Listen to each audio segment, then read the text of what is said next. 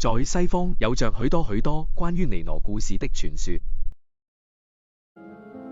在很久以前的西方，流傳着一個神秘的傳說。有一位女子，人們叫她尼羅，她與眾不同，她對香氣有着天生的執着與感知。她能聽見植物的聲音，懂得它們如何治癒人的身體與心靈。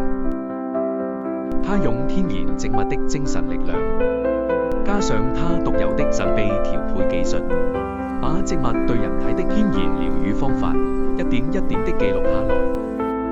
這條芳香之路從西方悄然傳開，最終她來到了一個東西方文化交融的地方——澳門尼卡。如今尼羅的芳香傳說，澳門尼羅芳香國際扎根澳門並打拼亞洲各地市場的新力軍，開啟屬於尼羅的亞洲篇章。